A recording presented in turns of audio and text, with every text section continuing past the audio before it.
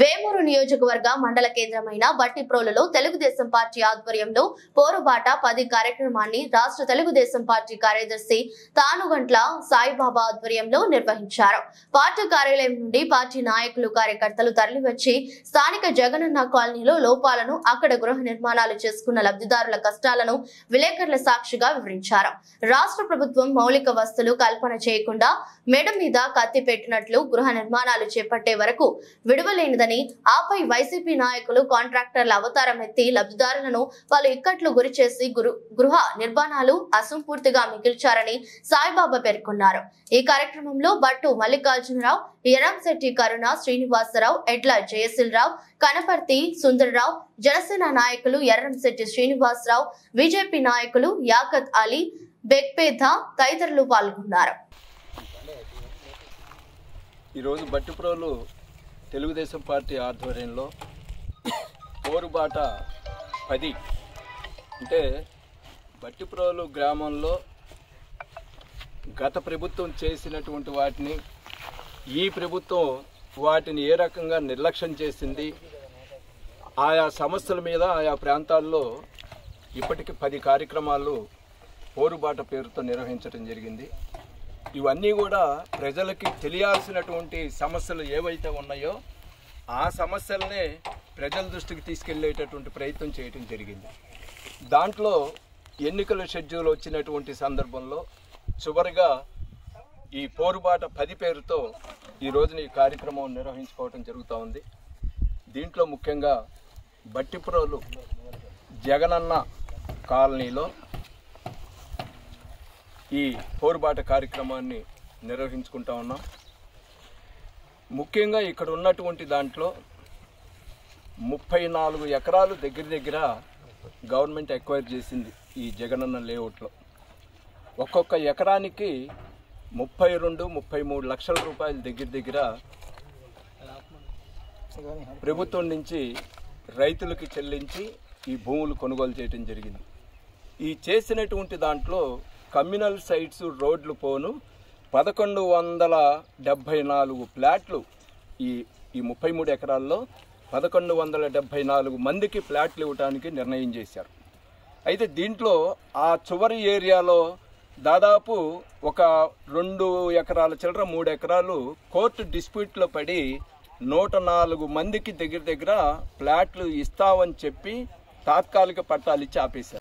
లేదు ఇక్కడ పడ్డ నీళ్లు బయటకు పోవటానికి డ్రైనేజీ సిస్టమ్ ఏమన్నా ఉందా, ఏమీ లేకుండా ఇళ్లు నిర్మించుకోమని లబ్ధిదారుల మీద ఒత్తిడి చేసి ప్రజల్ని ఇబ్బంది పెట్టి ఎంతోమంది లబ్ధిదారులు చెప్పారు నా దగ్గరకు వచ్చి, అండి మేము ఇంట్లో ఉన్నాయి కూడా అమ్ముకుని తాకట్టు పెట్టుకుని తీసుకొచ్చి వాళ్ళకి ఇచ్చామండి, మరి తప్పని పరిస్థితుల్లో పోద్దేమో రద్దు చేస్తామని అంటే కొన్ని ఓపికండి మేము కట్టుకున్న వాళ్ళని కట్టుకున్నాం కాస్త కోస్తో, లేని వాళ్ళు కాంట్రాక్టర్లు 35,000 లోన్ ఇస్తే ఆ 35,000 రూపాయలు కాంట్రాక్టర్కి ఇచ్చేసాం.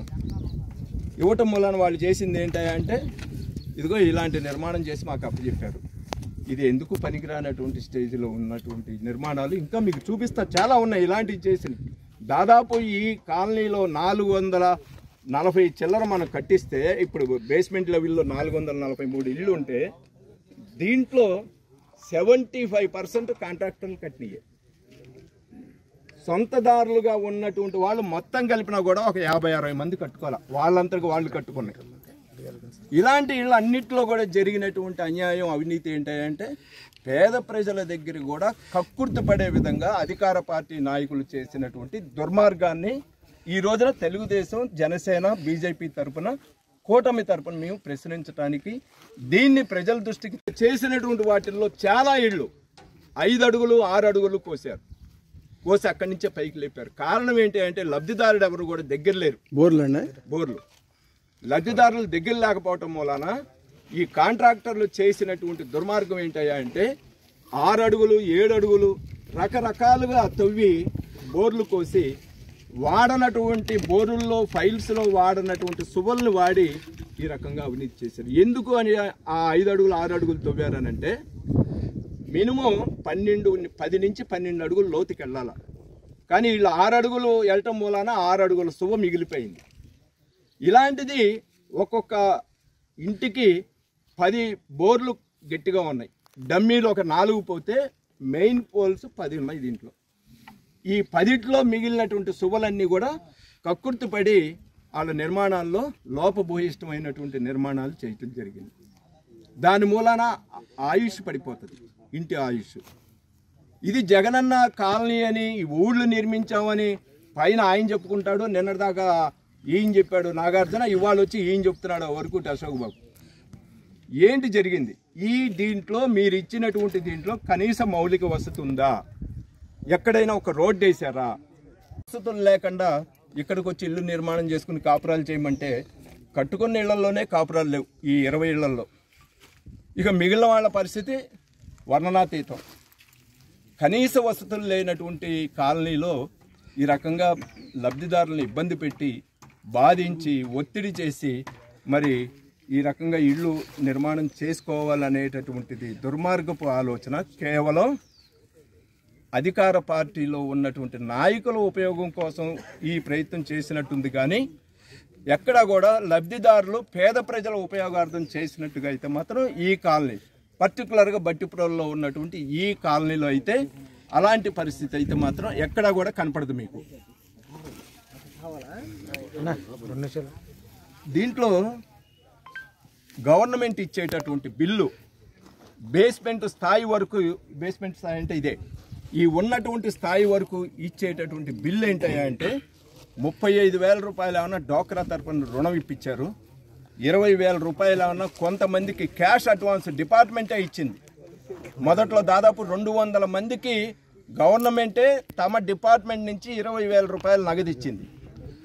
తర్వాత దాదాపు మెటీరియల్ జగనన్న లేఅవుట్లో ఉన్న లబ్ధిదారులకి సహాయం చేసి నిలబెట్టి ఇక్కడ కాపురాలు చేసే విధంగా తీర్చిదిద్దటానికి మా తెలుగుదేశం పార్టీ కూటమి సిద్ధంగా ఉంది. కాబట్టి ఇలాంటి సమస్యను ప్రజల దృష్టికి తీసుకెళ్లి వాస్తవాలు తెలుసుకోండి.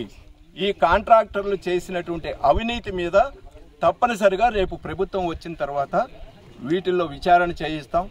ఎవరెవరు ఎన్ని రకాలుగా దీంట్లో దోచుకుంది ఇవన్నీ కూడా క్వాలిటీ కంట్రోల్ అధికారులను తీసుకొచ్చి చెక్ చేయిస్తే వీళ్ళ బండారం మొత్తం బయటకు వస్తుంది.